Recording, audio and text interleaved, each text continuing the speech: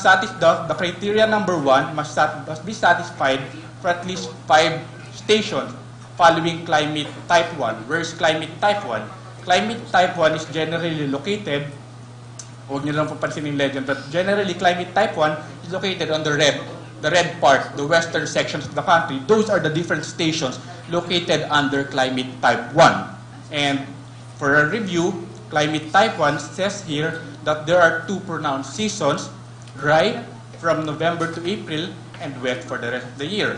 So if we're going to take a closer look at the seasonal cycle of rainfall for each climate type, and we are generally interested in climate type 1, we generally say that for the month of May all the way to November, that is the peak rainfall period under climate type 1. Alright, so basically among all climate types, we can clearly see na yung climate type 1 yung nagkakaroon ng malaking difference between dry season and then wet season. So dinedeclare natin yung rainy season using the criteria I mentioned a while ago for climate type 1.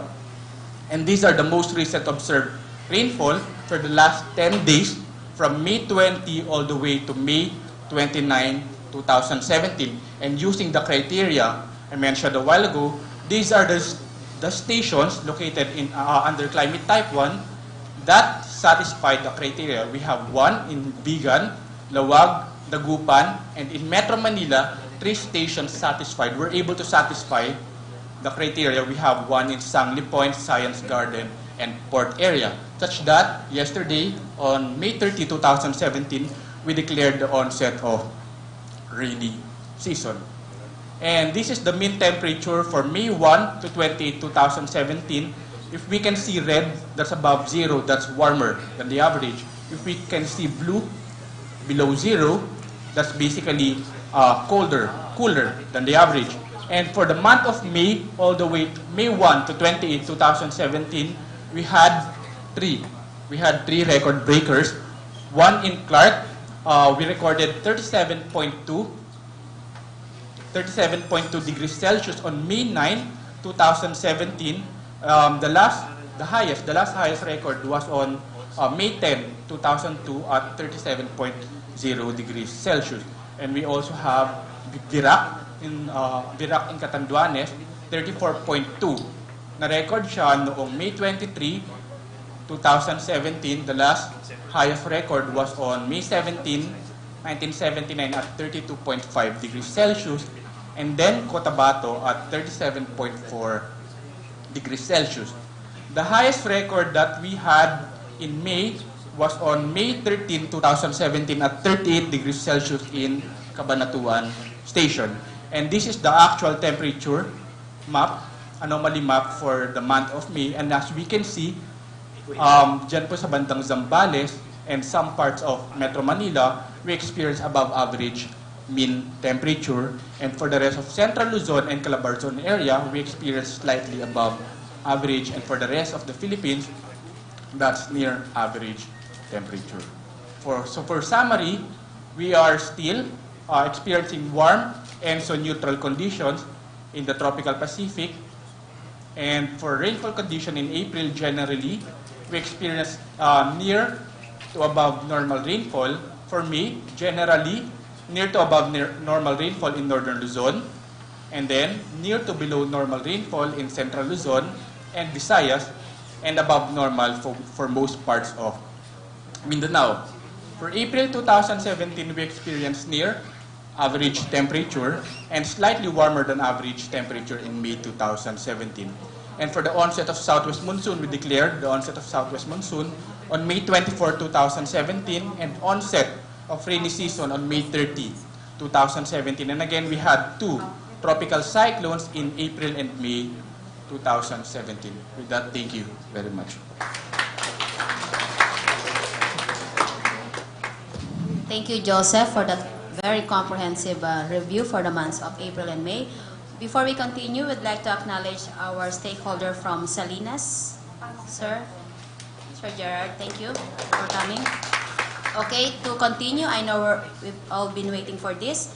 Yung pong ating climate outlook forecast for month of June to November for 6 months. So, may I call in Ms. Annalisa Solis, OIC of Claims, for the outlook. Anna. Thank you very much, Belle. Good morning to all of us. So we are tasked to deliver to you the 6-month outlook in terms of rainfall, temperature, and other essential climate variables for the next 6 months. So magka-El Nino na po ba? Titingnan po uli natin yung updates natin. So part of my talk will include global advisories, ENSO forecast, whether El Nino, La Nina, or neutral condition.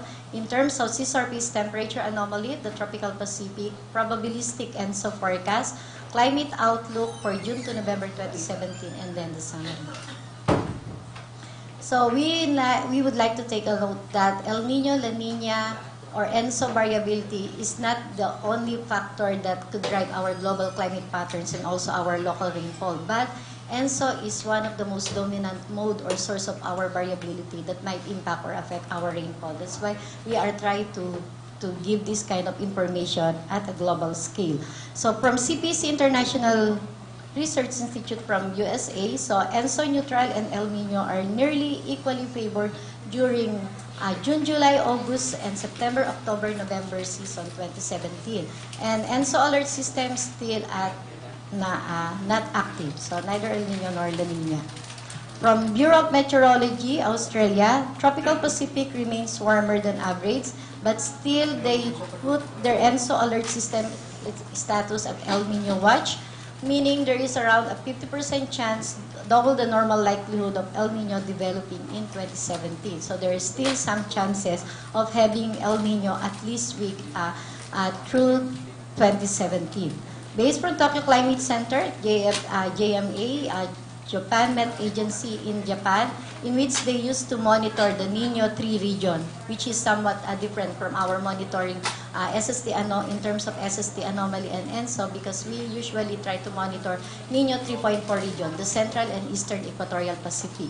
But in this case, Japan, based on what is really might impact their rainfall pattern, above normal rainfall, Nino 3 SST persisted recently. Clear sign of El Nino development were not observed in April. So there is still less chances in terms of El Nino development when try to observe